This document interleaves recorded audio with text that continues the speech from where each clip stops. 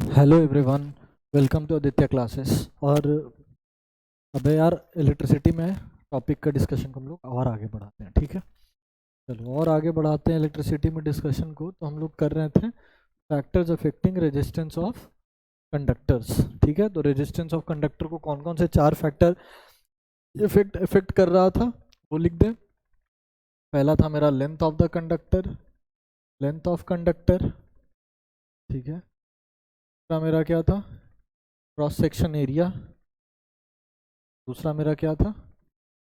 Cross section area या area of cross section, जो भी बोल लो, ठीक है। थर्ड मेरा था नेचर ऑफ मटेरियल, मटेरियल किस नेचर का है। और चौथा था इफेक्ट ऑफ टेम्परेचर। ये बोल दिया अगर बात, तो चौथा फैक्टर क्या था मेरा? टेम्परेचर। तो ये चार फैक्टर था जो कि किसको इफेक्ट कर रहा था? मेरे रेजिस्टेंस को इफेक्ट कर रहा था, ठीक है। जल्दी जल्दी थोड़ा करेंगे। पहला पॉइंट कि कैसे, अब बात है कि किस तरीके से इफेक्ट करेगा, लेंथ पे कैसे डिपेंड करेगा किसी कंडक्टर का रेजिस्टेंस। देखो एक चीज कैसे, सिर्फ ये लिख लो और कहानी खत्म, बस। इससे ज्यादा नहीं लिखवाएंगे, बोरियत होने लगेगा फिर। मेरी बात मानो, सिर्फ ये लिख लो और कहानी खत्म, ठीक। क्या ये बता रहा है? ये बता रहा है कि resistance of a conductor is directly proportional to length of the conductor. यानी किसी कंडक्टर का रेजिस्टेंस कितना होगा, ये क्या होगा, ये डायरेक्टली प्रोपोर्शनल होगा उस कंडक्टर के लेंथ से। यानी कि जितना लंबा वायर उतना ज़्यादा रेजिस्टेंस, जितना छोटा वायर उतना कम रेजिस्टेंस, ठीक है। समझ में आ गया? इसका मतलब क्या है? दैट इज, इसका मतलब क्या है? As length increases, as length increases resistance decreases, resistance increases। जैसे ही लेंथ बढ़ेगा रेजिस्टेंस भी बढ़ जाएगा, ठीक है। जैसे ही लेंथ बढ़ेगा रेजिस्टेंस भी बढ़ जाएगा, एंड वाइसी वर्सा, एंड वाइसी वर्सा। वाइसी वर्सा का मतलब इसका अपोजिट भी सही है कि as length decreases resistance decreases. खत्म, इससे ज़्यादा मत समझना, ठीक है। ना टाइम है ना इससे ज़्यादा समझने का जरूरत है, बस ये समझो कैसे इफेक्ट करता है। डायरेक्टली प्रोपोर्शनल होता है, ठीक है। लेंथ बढ़ाएंगे रेजिस्टेंस बढ़ेगा, लेंथ घटाएंगे रेजिस्टेंस घटेगा, खत्म। आ गया। सेकेंड पॉइंट देखो यार, सेकेंड पॉइंट क्या कह रहा है कि effect of area of cross section of the conductor. Cross section पे कैसे डिपेंड करता है? तो ये लिख लो, resistance is inversely proportional to cross section area, बस। Resistance is inversely proportional to cross section. दिख रहा है सब कुछ? रेजिस्टेंस इनवर्सली प्रोपोर्शनल है क्रॉस सेक्शन एरिया का या एरिया ऑफ क्रॉस सेक्शन का, ठीक है। चले आगे।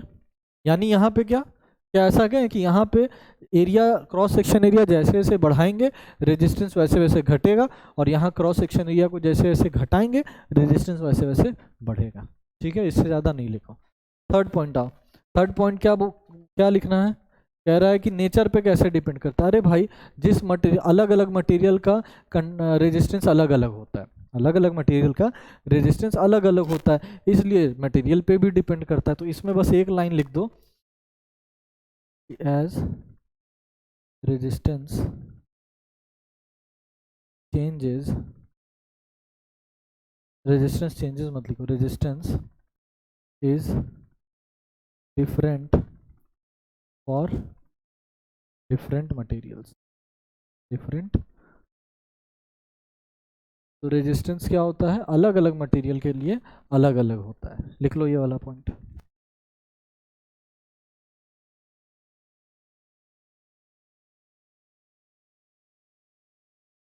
ठीक है। एग्जाम्पल देख लो, एग्जाम्पल लिख लो। क्या लिखेंगे एग्जाम्पल में? कि एक, दो वायर ले रहे हैं। क्या ले रहे हैं? दो वायर, देखना, दो वायर ले रहे हैं। एक वायर ये है, ये वायर है मेरा कॉपर का। इसका वायर है ये, कॉपर का वायर है, ठीक है। और एक वायर ले लो नाइक्रोम का। इसका वायर है ये, नाइक्रोम भी एक मटेरियल मेटल है, नाइक्रोम वायर। तो एक कॉपर वायर है, दूसरा नाइक्रोम वायर है। दोनों का डायमीटर सेम है, दोनों का क्रॉस सेक्शन एरिया सेम है, दोनों का लेंथ सेम है। तो length and cross section area same, section area are same. दोनों का क्या है? सेम है। लेंथ और क्रॉस सेक्शन एरिया दोनों के केस में क्या है? एक ही है।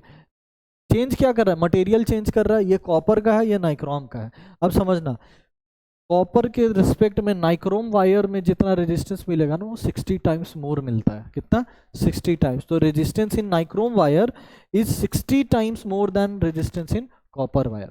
तो मेरा जब इलेक्ट्रिक करंट फ्लो करेगा ना, तो इलेक्ट्रिक करंट जब फ्लो कर रहा होगा, तो जितना उसको रेजिस्टेंस कॉपर वायर में मिलेगा, उतना ही सेम लेंथ का वायर अगर नाइक्रोम का होगा तो उसको 60 गुना ज़्यादा रेजिस्टेंस में। ठीक, तो ये वाला छोटा सा पॉइंट लिख लो, यहाँ लिख दें, इधर लिख दे रहे हैं, देखो रेड कलर से इधर लिख दे रहे हैं इधर, कि रेजिस्टेंस इन नाइक्रोम, देखो आर इन नाइक्रोम लिखते हैं, ठीक है। Resistance in nichrome is equals to 60 times of resistance in copper, 60 times of resistance in, ठीक। तो इसको बॉक्स में डाल दो, ये पॉइंट मिल गया। नाइक्रोम में 60 गुना ज़्यादा रेजिस्टेंस मिलता है कॉपर के वायर के रिस्पेक्ट में, सेम लेंथ का, सेम क्रॉस सेक्शन एरिया का। ठीक, चलें आगे, से ज़्यादा नहीं समझना है। फोर्थ पॉइंट और आखिरी पॉइंट है कि भाई टेम्परेचर पे कैसे डिपेंड करता है। देखो, टेम्परेचर पे भी क्या करता है, टेम्परेचर पे भी डायरेक्टली डिपेंडेंट है, ठीक है। टेम्परेचर पे भी क्या है, डायरेक्टली डिपेंडेंट है। तो ये भी लिख सकते हो कि resistance is directly dependent to temperature. तो टेम्परेचर पे भी डायरेक्टली डिपेंडेंट है। जैसे जैसे टेम्परेचर बढ़ाएंगे प्योर मेटल के केस में, वैसे वैसे रेजिस्टेंस बढ़ता है, और जैसे जैसे घटाएंगे टेम्परेचर, वैसे वैसे क्या होगा, मेरा रेजिस्टेंस भी घटेगा। क्लियर है? चलें आगे, आगे चलते हैं और आते हैं अब अपना नए टॉपिक पे, रेजिस्टिविटी। रेजिस्टिविटी क्या होता है? देखो, बहुत सारा एक्सपेरिमेंट किया गया अलग अलग, ठीक है, बहुत सारा अलग अलग एक्सपेरिमेंट किया गया। उस एक्सपेरिमेंट के बाद क्या हुआ ना, उस एक्सपेरिमेंट के बाद ये पता कर चला कि किसी भी मटेरियल का रेजिस्टिविटी जो है ना, दो चीज़ पे डिपेंड करता है, दो चीज़ पे डिपेंड करता है। वो कि पहला चीज़ क्या है, कि वो पहला पॉइंट है कि it is directly proportional to its length. Resistivity जो होता है वो डायरेक्टली प्रोपोर्शनल किसके है, के लेंथ के, वायर के लेंथ का, ठीक है। कितना लंबा वायर है उसके डायरेक्टली प्रोपोर्शनल है। पढ़ के आए पीछे, देखो डायरेक्टली प्रोपोर्शनल है लेंथ के, यहाँ देखो डायरेक्टली प्रोपोर्शनल है लेंथ के कंडक्टर के, ठीक है। दूसरा पोर्शन क्या बोला, दूसरा कहता है कि इनवर्सली प्रोपोर्शनल है एरिया ऑफ क्रॉस सेक्शन के, क्रॉस सेक्शन एरिया के इनवर्सली प्रोपोर्शनल है। तो दूसरा पॉइंट यही देखो यार, inversely proportional to cross section area. तो अलग अलग एक्सपेरिमेंट से ये सब मालूम पड़ा है कि रेजिस्टिविटी जो होता है किसी मटेरियल, किसी कंडक्टर का, वो दो पॉइंट पे डिपेंड करता है। एक डायरेक्टली प्रोपोर्शनल होता है किसके, डायरेक्टली प्रोपोर्शनल होता है लेंथ के, और दूसरा वो इन्वर्सली प्रोपोर्शनल होता है एरिया के, ठीक है। यहाँ तक क्लियर है?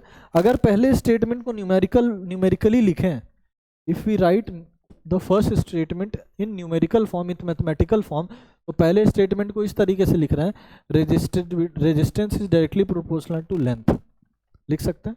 रेजिस्टेंस किसके डायरेक्टली सॉरी, रेजिस्टेंस किसके डायरेक्टली प्रोपोर्शनल है, लेंथ के डायरेक्टली प्रोपोर्शनल है। मैथमेटिकली लिख सकते हैं, मैथमेटिकली ऐसा, मैथमेटिकली ऐसा लिख सकते हैं कि नहीं लिख सकते हैं?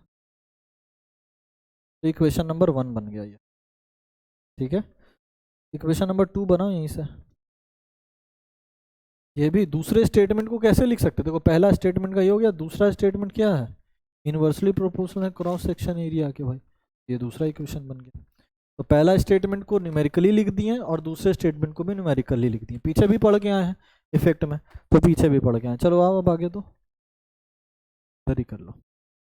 देखो, फ्रॉम इक्वेशन 1 एंड 2, 1 और 2 से क्या देखने को मिल, 1 और 2 से क्या देखने को मिल रहा है, ये डायरेक्टली है और ये इन्वर्सली है, यही है।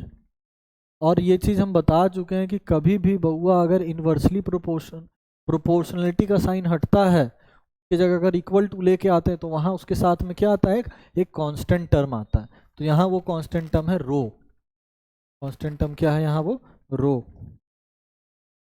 बैठ के रो। तो आ गया फॉर्मूला, ये कांस्टेंट टर्म क्या है, रो है। अब इस कांस्टेंट टर्म के बारे में बता दे रहे हैं, देखो जहाँ ये आर है वो रेजिस्टेंस है, आर क्या है, रेजिस्टेंस है। एल क्या है, लेंथ ऑफ वायर है, कंडक्टर है, वायर जो भी बोल लो। ए क्या है, क्रॉस सेक्शन एरिया है, क्रॉस सेक्शन एरिया है। और ये एल क्या है, उसको अलग कलर से साइड में लिख रहे हैं क्योंकि पूरा फोकस अपना एल पे रहने वाला है। इधर आओ, एल क्या है, सॉरी ये रो क्या है, ये क्या है, इसको लिखेंगे this is constant, this is a constant termed as resistivity. इसको क्या पढ़ते हैं, रेजिस्टिविटी पढ़ते हैं। क्या पढ़ते हैं, रेजिस्टिविटी, ठीक है। और इसको रीड एज क्या, दिस इज रीड एज रो। इसको रो पढ़ा जाता है, क्या पढ़ा जाता है, रो। इसको रो पढ़ते इसलिए लिख दिया, दिस इज रीड एज रो। और इस रो को बोलते क्या है, रेजिस्टिविटी। ये क्या है, रेजिस्टिविटी है, ठीक है। चलो इतना लिख लो जल्दी से, फिर आगे बढ़ते हैं।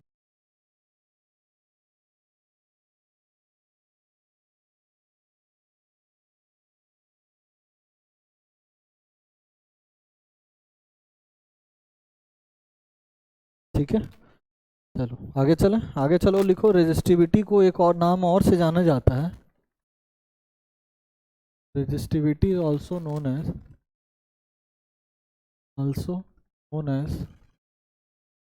स्पेसिफिक रेजिस्टिविटी,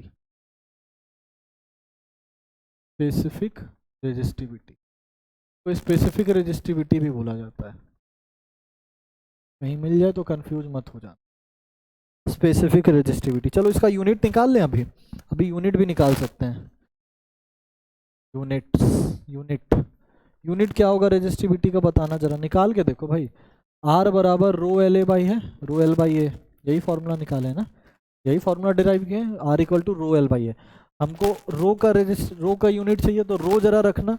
रो अगर इस आर ए को इधर क्रॉस मल्टीप्लाई कर दे तो ये रो इंटू एल बन गया, ठीक है। ये रो चाहिए तो इस एल को इधर लाना पड़ेगा, तो ये R into A by L बना रो। तो रो को कैसे लिख सकते हैं, बताना तो जरा। रो को कैसे लिख सकते हैं, रो को लिख सकते हैं R A by L, R into A by L. Rho को ऐसा लिख सकते हैं। ये रेजिस्टिविटी का फॉर्मूला है। याद मत करना इसको, याद एक ही फॉर्मूला रखना है, और ये फॉर्मूला, ये जो फॉर्मूला है ना, इसी फॉर्मूला को याद रखना, काम आसान रहेगा अपना, ठीक है। बाकी सब कुछ इसी से निकाल लेंगे। देखो, तो rho equal to R A by L कैसे लाएं, वो दिख गया कैसे लाएं, ऐसे लेके आए हैं। अब जरा यूनिट के लिए बात करते, चलो रो का हमको यूनिट नहीं पता है, आर का पता है यूनिट ना, आर क्या है, रेजिस्टेंस, और रेजिस्टेंस का यूनिट क्या होता है, ठीक है सर। बगल में उसके क्या एरिया है, एरिया का यूनिट क्या होता है, मीटर स्क्वायर। एरिया का यूनिट क्या है, एरिया का यूनिट क्या है, मीटर स्क्वायर। तो इनटू मीटर स्क्वायर, यहाँ इनटू ही लिख लो तो सही रहेगा,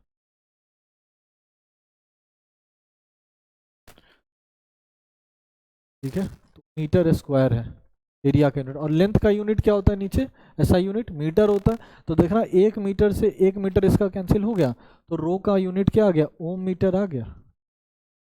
रो का क्या हो गया, यानी रेजिस्टिविटी को का यूनिट क्या होता है, मीटर। तो ये यूनिट यूनिट भी सब डिवाइड खुद से डिराइव कर लेते हैं, कर सकते हैं।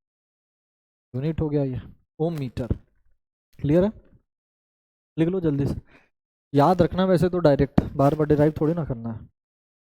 अच्छा, ओम मीटर को लिखेंगे कैसे भाई, तो ओम को ऐसे लिखते हैं, और मीटर तो ये भी लिख देते हैं, ओम मीटर ऐसे लिखते हैं।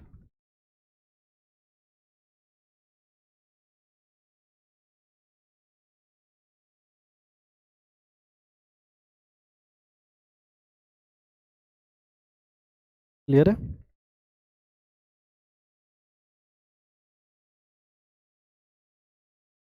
ठीक है। चलो एक पॉइंट और, सब रेजिस्टिविटी के बारे में ही पढ़ना है, कि resistivity does not depends on, resistivity does not depends on length and cross section area. तो रेजिस्टिविटी ना तो लेंथ पे डिपेंड करता है, ना ही क्रॉस सेक्शन एरिया पे डिपेंड करता है। 4 फैक्टर पे रेजिस्टेंस डिपेंड करता था, उसमें 2 फैक्टर ये था, लेंथ और क्रॉस सेक्शन एरिया। रेजिस्टिविटी इस पर डिपेंड नहीं करता है, ठीक है। तो रेजिस्टिविटी क्या किसी पे डिपेंड नहीं करता? नहीं सर, ऐसा नहीं है, ऐसा नहीं है। It depends on nature of material and temperature. तो ये बचा हुआ 2 फैक्टर जो था ना, जिस पे रेजिस्टेंस 4 फैक्टर पे डिपेंड करता था, तो 2 पे तो ये नहीं करता और बचे हुए 2 पे ये करता है। तो ये मटेरियल पे डिपेंड करता है और टेम्परेचर पे डिपेंड करता है। क्लियर है? लिख लो जल्दी से इस पॉइंट को भी। और सारे का रेजिस्टिविटी अलग अलग होता है, जान लो।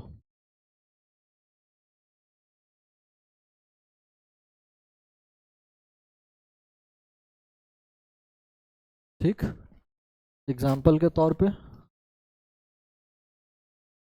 रेजिस्टिविटी ऑफ सिल्वर,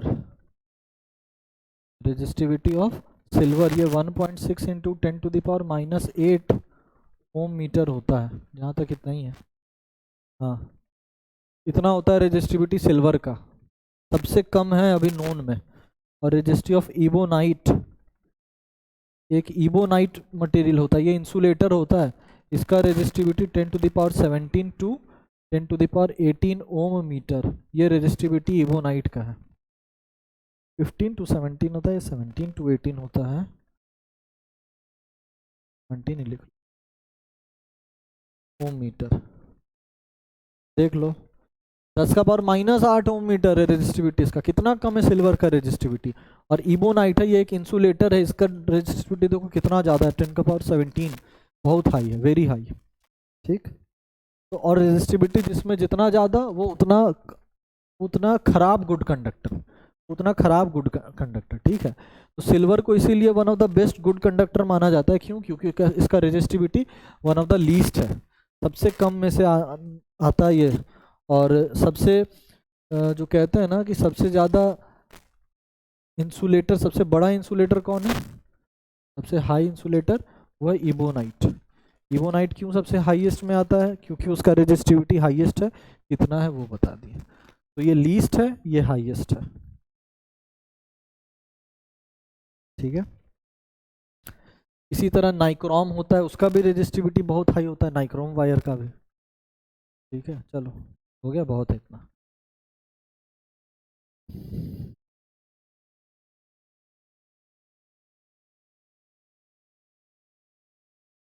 इससे ज़्यादा नहीं पढ़ने का है अपना। चलो, तो ये वाला सारा पॉइंट बता ही चुके हैं, देख लो एक बार, देखते चलो।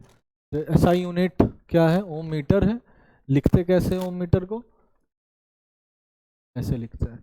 Also it does not depend on its length and thickness, it only depends on the material and its temperature. हो गया, थिकनेस कह लो या क्रॉस सेक्शन एरिया कह लो, एक ही बात है। ठीक, चले आओ क्वेश्चन पे आते हैं, क्वेश्चन वाले पार्ट पे आओ और क्वेश्चन सॉल्व करते हैं। क्वेश्चन नंबर 1, क्वेश्चन नंबर 1 का सॉल्यूशन देखो, पॉज करके, कायदे से तो तुम ही लोग को सॉल्व करना चाहिए, पॉज करके खुद से सॉल्व कर, नहीं हो तब आना, 2 मिनट से ज़्यादा टाइम नहीं लेना सॉल्व में। A copper wire of length 2 metre and area cross section 1.7 10 to the, ये तो यहीं सॉल्व हो जाएगा, इसको यहीं सॉल्व कर दें, यहीं सॉल्व कर देते हैं, यहीं हो जाए, इसको इधर ही सॉल्व कर देते हैं। सॉल्यूशन 1, चलो, a copper wire of length 2 metre, लिखना लेंथ ऑफ वायर कितना है, 2 मीटर है। एरिया क्रॉस सेक्शन दिया है तो वो भी लिखेंगे, area cross section, area cross section वो भी लिखना 1.7 10⁻⁻6 मीटर स्क्वायर। ठीक है, कहता है इसका रेजिस्टेंस इतना है, रेजिस्टेंस, रेजिस्टिविटी और रेजिस्टेंस दोनों में अंतर है, इसलिए ध्यान से पढ़ना। देखो, कॉपर वायर का भी रेजिस्टेंस काफ़ी कम होता है, ठीक है, इसलिए इसको वायर में यूज़ भी करता है। इतना ओम लिखें, लिखेंगे तो क्या हो रहा है, ओम। ठीक है, कहता है कंप्यूट इट्स रेजिस्टिविटी, तो रेजिस्टिविटी यानी रो बताओ भाई, कौन सा एक फॉर्मूला बोले थे याद रखने के लिए हमेशा, एक फॉर्मूला हमेशा बोले थे याद रखने के लिए, देखो कौन सा।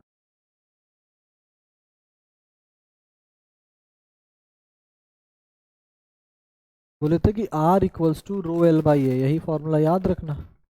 ठीक है, अगर ये फॉर्मूला याद है तो यहाँ से रो दिख रहा है, आर ए बाई एल होगा। रो दिख रहा है, आर ए बाई एल रख दो बस।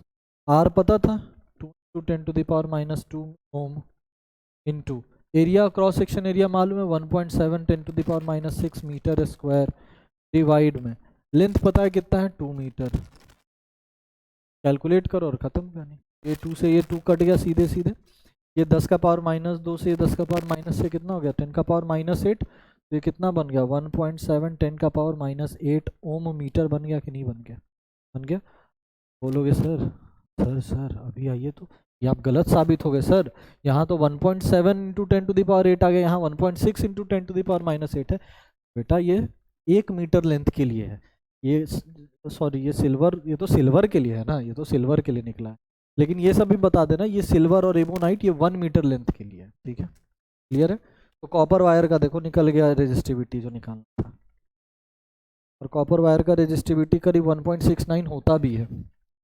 इसको भी अगर लिखना चाहो, क्योंकि बहुत फेमस मटेरियल है, तो इसको भी अगर लिखना चाहो कि रो ऑफ कॉपर वायर, तो ये भी करीब 1.69 10 टू द पावर -8 मीटर होता है।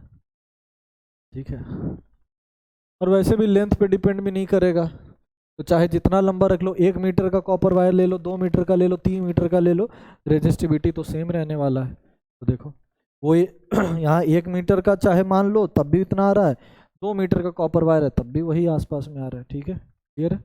ये एक सवाल हो गया। दूसरा सवाल आओ, नंबर 2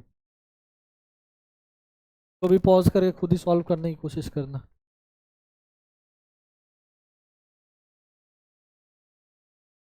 ठीक है, question number 2, a 6 ohm resistance wire is doubled up by folding, calculate the new resistance of the wire. कह रहा है एक 6 ओम का रेजिस्टेंस वायर है, इसको डबल कर दिया गया फोल्ड करके, तो उसका क्या निकालना है, उसका न्यू रेजिस्टेंस निकालना। देखो रेजिस्टेंस रेजिस्टेंस ऑफ वायर कितना है 6 ओम। क्या कहता है अगला? अगला कहता है कि वायर को डबल कर दिया गया फोल्ड करके, यानी कि उसका क्या कर दिया गया है, क्रॉस सेक्शन एरिया को बढ़ा दिया गया, डबल कर दिया गया। ठीक है, लेंथ डबल कर दिया गया कि क्रॉस सेक्शन एरिया डबल कर दिया गया? पूरा पूरा सवाल हमको लग रहा है। हाँ ठीक है, एरिया को डबल कर दिया गया,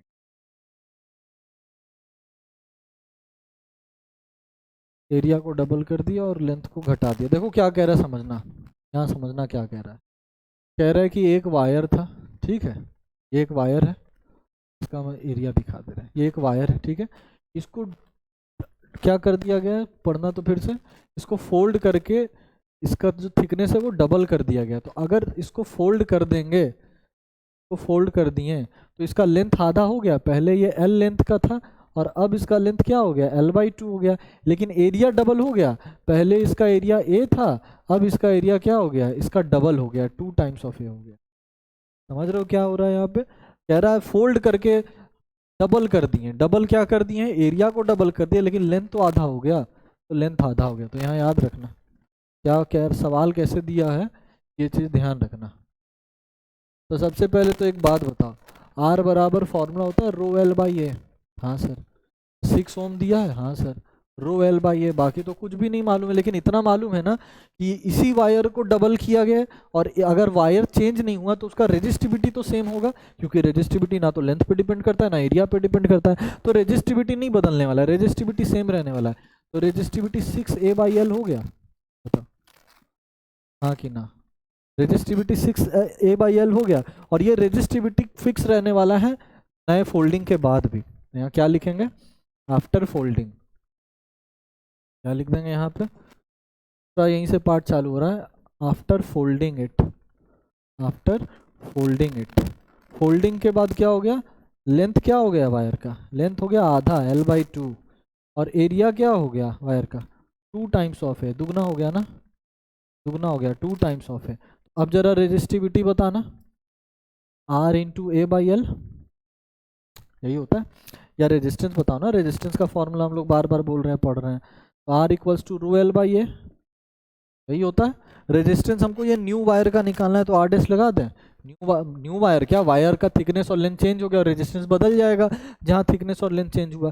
लेकिन क्या रेजिस्टिविटी बदलेगा? रेजिस्टिविटी कहाँ बदलने जा रहा है, यही रेजिस्टिविटी यहाँ भी रहने वाला है। तो इसी रो का वैल्यू को यहाँ पुट कर दें। आओ जरा देखो, इसी रो के वैल्यू को इधर पुट कर दे रहा है,